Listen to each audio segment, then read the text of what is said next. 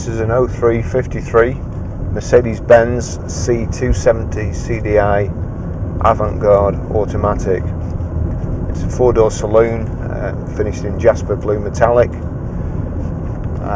light silver grey leather upholstery. It has electric memory seats and steering wheel, 3 settings. So get in the car, press a button, and it returns to how you've set the seats and the controls in just a few seconds. Climate control, heated seats, it's a radio cassette, and there's a multiplay CD actually in the glove box there. Electric heated folding mirrors. Press of a button, especially on a narrow road like this, if you have to pass anybody, press the button, both the door mirrors fold in, and another press of the button, they both fold out. They creak a bit, but they do the job. Electric windows all round, remote central locking, remote boot opening, alloy wheels. You've also got headlamp wash. Again, at the press of a button here, the 2 nozzles come out of the front bumper and squirt the screen. Squirt the headlamps. There's a multifunction trip computer on the dash that's operated from these buttons here, and also quite a lot of the instrumentation is displayed on that little LCD panel in the middle.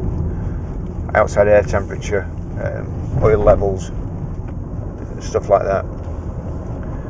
You've got cruise control, and it's also got a speed limiter. The speed limiter is very handy because, for instance, if you set it at 30 miles an hour,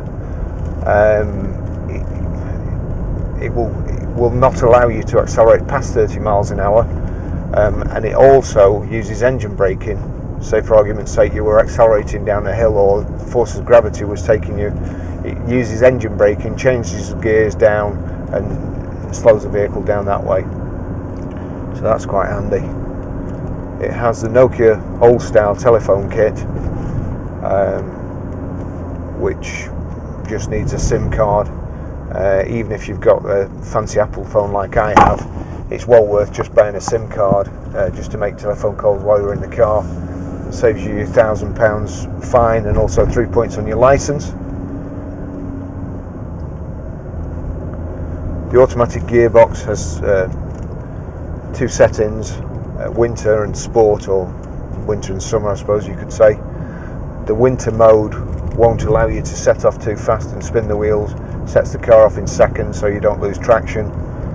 And the summer stroke sport mode gives you the best performance for the vehicle. You can also change down, drive it really like a manual if you want, just by clicking the gear lever to the left with your hand. It will change down, and click it to the right with your hand, change up again. Then it just reverts to automatic.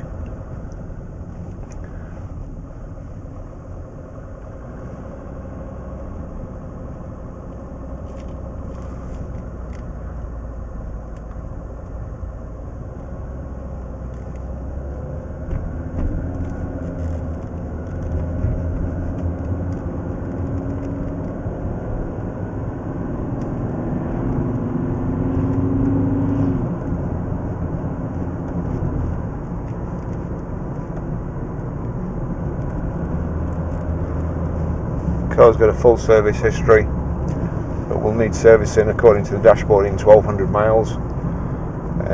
I'll have that done before I sell it, and it will also need, I think the MOT runs out on August the 23rd, so I'll leave it as long as possible before I get the MOT, and then if anybody buys it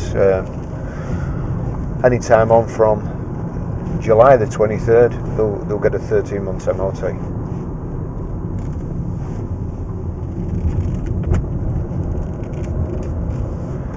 Car has 2 keys as well, both still with the car. Very bright car on the outside. All the tyres are good.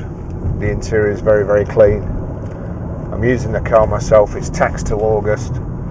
I've just bought a new set of Mercedes mats. They basically finish the car off and keep the carpets underneath like new. Got a front central armrest, rear central armrest. Dolly the sheep.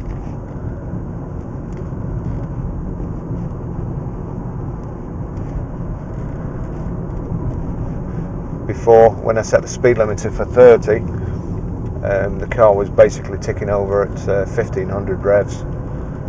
On the motorway, it's effortless. There's a 2.7 5-cylinder engine. Ooh. Now then, look at that.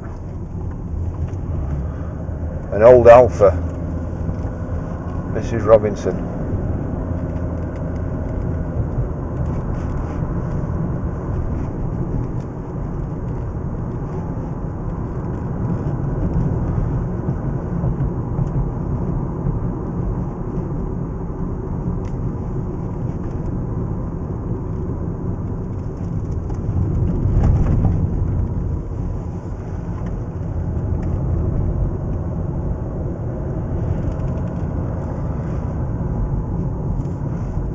Just going into Belmont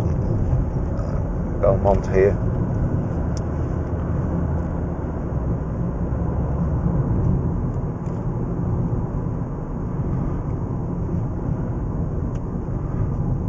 It is easy for the car to run away with you. The car's a very powerful car, and so smooth you can't really tell what speed you're doing. So when I go through the town, there's another speed camera up there. I'll just set the limiter.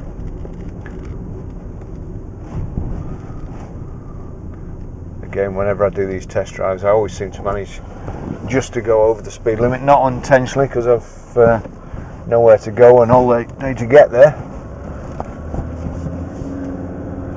But that's the limiter on, set at 30 miles an hour. There's a speed camera. That's a British speed camera.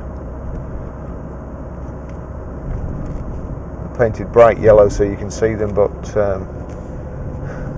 somehow you never do. Now I've got my foot, I'm pressing my foot to the floor here, and because the limiter's on, it won't allow me to go any more than 30.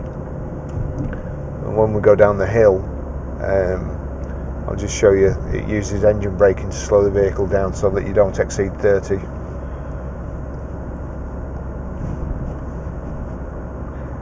It actually feels like we're crawling here, and we are. It's 50 miles an hour speed limit now, so I'll just up that to 50, and away we go again.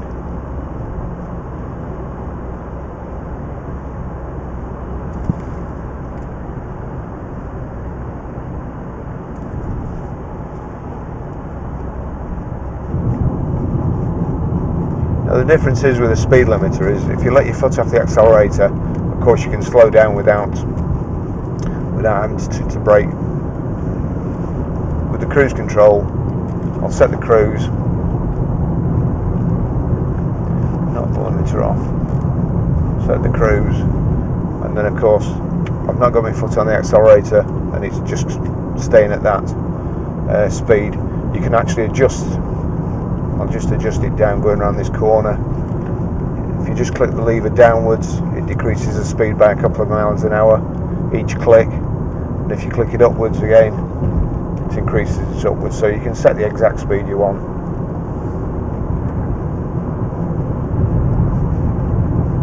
There we go, nothing to do except point the thing.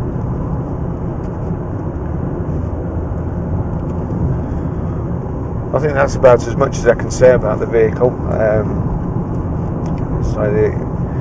I am using the vehicle myself. It's a very, very nice car, very comfortable, and it looks as though it's worth a lot more than £5,000. You just need somebody to come and buy it now.